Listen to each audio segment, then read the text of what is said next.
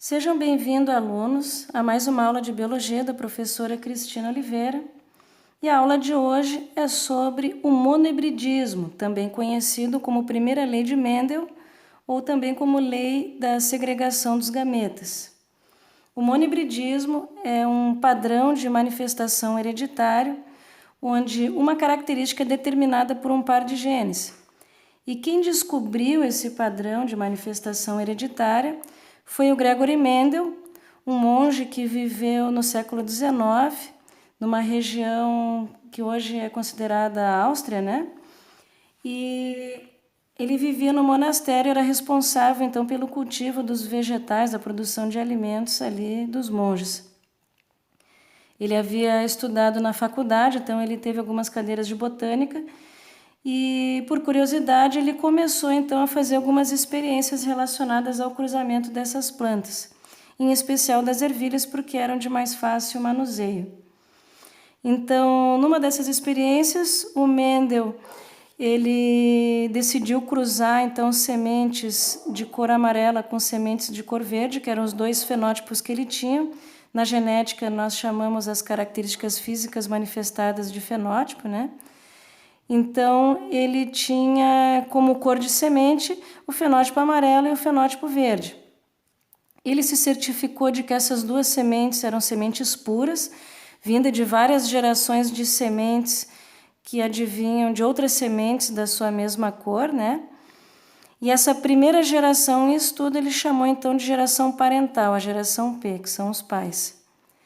Então ele cruzou essa semente amarela pura com a semente verde pura, e na primeira geração de filhos, que ele chamou de geração F1, ele sempre tinha o mesmo padrão de manifestação fenotípica, né? Uma mesma manifestação de características físicas, que era a semente de cor amarela. Então, toda vez que ele cruzava uma semente amarela pura com uma semente verde pura, ele sempre obtinha esse padrão de manifestação de característica física, que eram sementes sempre de cores amarelas. Isso intrigou muito ele, porque ele queria compreender por que duas sementes de cores diferentes resultavam sempre em sementes de uma mesma cor. Então, ele decidiu cruzar duas sementes amarelas híbridas, que ele chamou de híbrido porque era um resultado do cruzamento de sementes diferentes, né? Mesmo tendo uma mesma cor amarela. Ele decidiu, então, cruzar essas sementes entre si e obteve uma terceira geração de descendentes, que ele chamou de geração F2, os segundos filhos depois da geração parental, né? Seriam os netos daqueles genitores. E cruzando essas sementes híbridas entre si, ele teve também um padrão de manifestação física, de fenótipo, que sempre se repetia. De cada 4 sementes, 3 delas nasciam amarelas e uma delas nascia, então, da cor verde. Ele repetiu esse experimento por milhares de vezes e observando, calculando, aplicando o raciocínio lógico, ele chegou a algumas conclusões, né? Uma das conclusões que o Mendel chegou foi de que algumas características, como no caso a cor das ervilhas, eram determinadas por um par de genes. Então, né, o principal preceito do monohibridismo é de que algumas características físicas, né, os fenótipos, eles são determinados por um par de genes.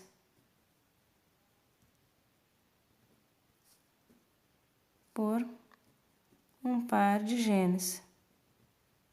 Então, essa aqui é a premissa do monohibridismo. O monohibridismo por quê? Porque um par de genes, né, resultante do cruzamento de 2 genitores, determina, então, uma característica física, né, um fenótipo. Outra coisa que o Mendel descobriu é que na determinação desse fenótipo, dessa característica física, né, esse par de genes que determina essa característica física, ela vem de ambos os genitores, tanto o genitor masculino quanto o genitor feminino, no caso da reprodução sexuada, que é o caso das flores e o caso das pessoas, da maioria dos animais, né? a gente tem, então, esse par de genes que é originado por 50% de material genético de um dos genitores, no caso da fêmea, e 50% de material genético oriundo do segundo genitor, que no caso é o macho, né? Então, tanto o macho quanto a fêmea, eles produzem células reprodutivas especiais chamadas de gametas, que no caso das plantas estão no pólen e na oosfera, no caso dos animais está no espermatozoide e no óvulo. Essas células gaméticas, então, elas carregam 50% da informação genética dos genitores, para que no momento da fecundação, quando esses dois gametas com a metade da informação genética se encontrarem, eles vão de novo parear os genes no novo indivíduo que nasce. E aí esse indivíduo vai ser completo e vai ser formado por pares de genes, oriundo dos dois genitores, né? Então, Mendel descobriu que cada genitor, macho e fêmea, contribuem com 50% dos fatores genéticos, ou seja, dos genes, né? Os genes do filho são sempre resultado de 50% de genes do pai e 50% de genes da mãe. E outra coisa que o Mendel descobriu foi que algumas características, como aqui no exemplo, o caso da cor amarela, elas são dominantes em relação a outras características, que no caso aqui desse exemplo é a cor verde. Dominante por quê? Porque ele tem uma manifestação física, né? Ele apresenta um fenótipo de maior frequência, ele acontece mais vezes. E a semente que é portadora da característica de menor frequência, ele chamou de recessivo, né? Hoje, na genética, nós representamos esses genes dominante e recessivo utilizando letras. Pode ser qualquer letra do alfabeto, A, B, C, X, Y, Z, tanto faz. O que importa é representar os genes dominantes com uma letra maiúscula, que no caso aqui do exemplo eu vou usar a letra A, que é a mais comum usada, porque é a primeira letra do alfabeto. Então, gene dominante representado pela letra A, gene dominante. E os genes recessivos eu represento então com uma letra minúscula. Recessivo. Representado então com a letra minúscula, tá? Então o chamado Azão, né, o A maiúsculo é a representação do gene dominante e o Azinho, a letra minúscula, é representante do gene recessivo.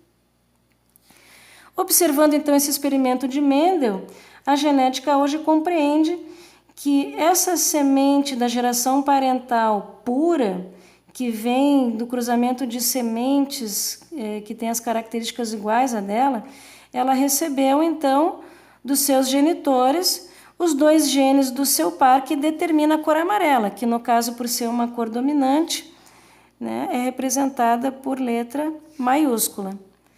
Então, a semente amarela pura, esse fenótipo amarelo é determinado por um par de genes dominantes. Na genética, quando o indivíduo ele carrega um par de genes semelhantes, do mesmo tipo, a gente chama isso de homozigoto. Como são dois genes dominantes, aqui no caso dessa semente amarela pura, nós vamos chamar esse par de homozigoto dominante. Já a semente verde, que herdou essa característica fenotípica verde dos seus genitores, que também eram verdes, e como verde é uma característica recessiva que se manifesta numa menor frequência, a genética hoje compreende que essa semente de cor recessiva ela carrega também genes recessivos, herdado de seus pais, né? Então, no caso da semente verde, o par de genes dela é homozigoto recessivo, ou seja, é um par de genes semelhantes, do mesmo tipo, e recessivo, né? Então, chamamos de homozigoto recessivo, quando o indivíduo apresenta dois genes semelhantes, e esses genes semelhantes são genes recessivos. Como que eu faço então para calcular a probabilidade de manifestação de genótipos e fenótipos resultantes do cruzamento dessas duas sementes aqui, né? É possível a gente calcular essa probabilidade utilizando-se de um quadro chamado quadro de Punnett.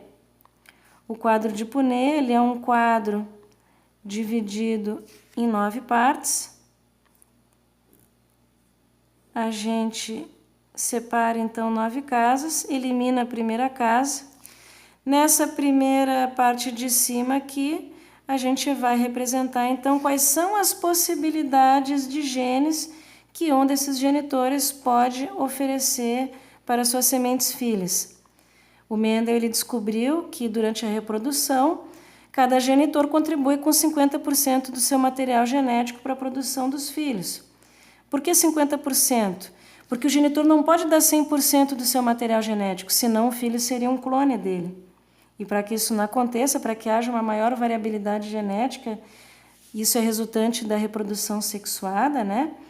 Durante a reprodução, na criação dos gametas, dessas células reprodutivas, ocorre então uma segregação nos pares de genes. Esses pares de genes eles vão se separar.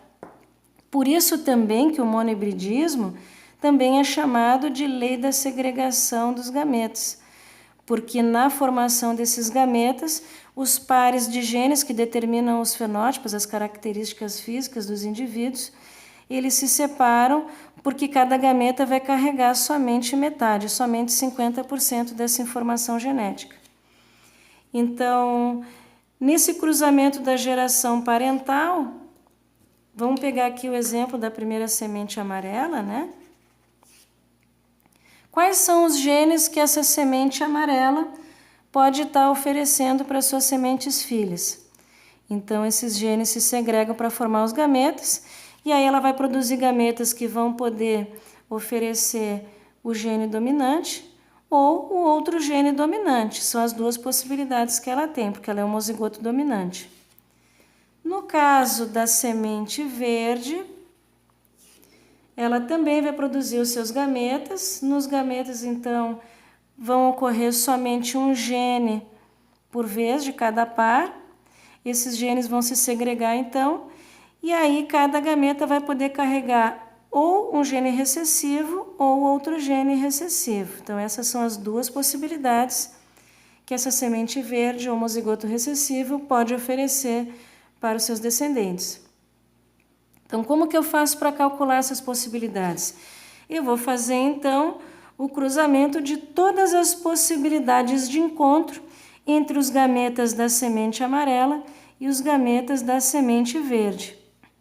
E nesses cruzamentos possíveis, então, eu vou ter, no caso, se o gene dominante da semente amarela encontrar o gene recessivo da semente verde, eu vou ter aqui uma semente filha com a característica de apresentar um par de genes com genes diferentes, um gene dominante e um gene recessivo ao mesmo tempo. Quando isso acontece, nós chamamos isso de heterozigoto. Então, quando um organismo herda 2 genes diferentes para o mesmo tipo de fenótipo, no caso aqui a cor, né? Nós chamamos esses genes de heterozigotos. Por que heterozigoto? Porque ele forma um zigoto, uma célula ovo inicial, né, que vai dar origem a uma nova vida, e essa célula ovo, então, ela herda genes diferentes, um gene de cada tipo. Hétero significa diferente. Por isso que quando um indivíduo herda um par de genes diferentes, um azão e um azinho, ou seja, um dominante e um recessivo, nós chamamos ele de heterozigoto. Assim como o homozigoto tem esse nome porque tem um par de genes semelhantes, né? Voltando aqui ao quadro de Punnett, então, continuando os próximos cruzamentos, aqui se esse gene dominante encontrar esse gene recessivo, eu também vou ter a possibilidade de uma semente heterozigoto, e assim acontece também nos outros casos, né? No resultado deste cruzamento da geração parental entre uma semente amarela, homozigoto dominante, e uma semente verde, homozigoto recessivo, qual a proporção de genótipos e fenótipos que eu tenho para a geração F1? Bom, vamos olhar primeiro os genótipos. Genótipos são os pares de genes possíveis que ele pode, então, apresentar. Nesse caso aqui, então, a geração F1, de cada 4 sementes, as 4 vão nascer com o par de genes heterozigoto. Então, 4 de 4 é 100% de sementes heterozigotos. Essa é a proporção genotípica possível resultante desse cruzamento da geração parental, né? E quanto ao fenótipo, qual a probabilidade de fenótipos possíveis, de características físicas manifestas desse cruzamento da geração parental, né? Como todos os genes possíveis são heterozigotos, e esses heterozigotos eles apresentam ao menos um gene dominante no par, é a característica física dominante que aparece, que nesse caso da cor das sementes é a cor amarela. Então, como eu tenho 100% de sementes heterozigotos, eu vou ter, então, 100% de sementes que vão manifestar a cor dominante amarela, que foi isso que o Mendel observou a olho nu nos seus cruzamentos testes, né? E nesse caso aqui de cruzamento entre duas sementes híbridas, como é que a gente pode calcular a probabilidade de fenótipos e genótipos, né?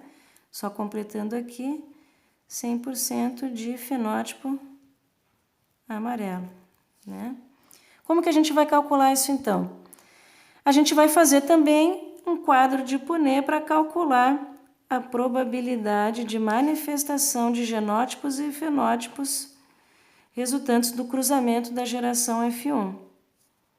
Então, a gente vai montar um quadro com 9 casas. Eliminamos a primeira.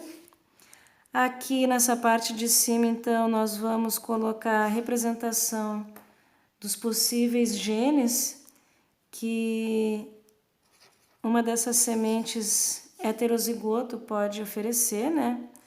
No caso, como o heterozigoto tem um gene de cada tipo, tem um dominante e um recessivo, são as duas possibilidades de genes que os gametas podem carregar, né, um de cada vez. Então, os gametas ou vão carregar o gene dominante ou vão transportar o gene recessivo. A outra semente híbrida também, né? O outro genitor, que também é heterozigoto, também vai segregar os seus genes na formação dos gametas e cada gameta vai apresentar só um gene por vez. Então, os gametas ou vão apresentar o gene dominante ou vão apresentar o gene recessivo. Então, essas também são as duas possibilidades dessa semente, né? Como que vai ser o resultado, então? Qual a proporção de genótipos e de fenótipos resultantes do cruzamento da geração F1, né, para determinação das sementes da geração F2. Aqui nós vamos também cruzar as possibilidades, né? Se o gene dominante desse genitor se encontrar com outro gene dominante do outro genitor, vai ter a possibilidade da formação de uma semente homozigoto dominante. Se o gene recessivo de um dos genitores encontrar com o gene dominante do outro, aqui teremos a possibilidade de uma semente heterozigoto. Aqui também, se o gene dominante de uma semente encontrar o recessivo da outra, teremos também mais uma possibilidade de par de genes heterozigoto. E, finalmente, se os dois genes recessivos se encontrarem ao mesmo tempo, nós teremos a possibilidade de uma semente homozigoto recessivo. Então, qual a proporção de genótipos, ou seja, qual a proporção de pares de genes que eu posso ter decorrente do cruzamento dessas sementes da geração F1 entre si? Quais são os genótipos aqui, então? nós temos uma de cada 4 sementes filhas, ou seja, 25% de sementes, 25% de sementes homozigoto dominantes. Nós temos aqui 2 de cada 4 sementes, ou seja, 50% de sementes heterozigoto. E nós teremos uma de cada 4 sementes, ou seja, também 25%, de genótipo homozigoto recessivo. Nós encontramos aqui, então, uma proporção de 1 para 2 para 1. Ou seja, eu tenho a probabilidade de encontrar uma semente homozigoto dominante para cada 2 sementes heterozigoto para cada uma semente homozigoto recessivo. E no caso dos fenótipos, quais são as cores que vão ser manifestas, então, resultante dessa proporção genotípica aqui que a gente encontrou, Como Mendel descobriu, eu havia dito anteriormente, basta ter apenas um gene dominante no par, que é a característica física dominante que manifesta. Então, aqui, nesse cruzamento, nós temos 3 de cada 4 sementes que têm pelo menos um gene dominante no seu par. 3 de cada 4 sementes, aqui a gente tem uma proporção de 75% de sementes amarelas. E nós temos, por outro lado, apenas uma semente de cada 4, ou seja, 25% de probabilidade de encontrar uma semente resultante homozigoto recessivo. Como que vai ficar a proporção aqui? Vai ficar uma proporção 3 para 1, ou seja, de cada 4 sementes, 3 vão ser amarelas e uma delas vai ser verde, No caso aqui, fenótipo verde, homozigoto recessivo é o genótipo.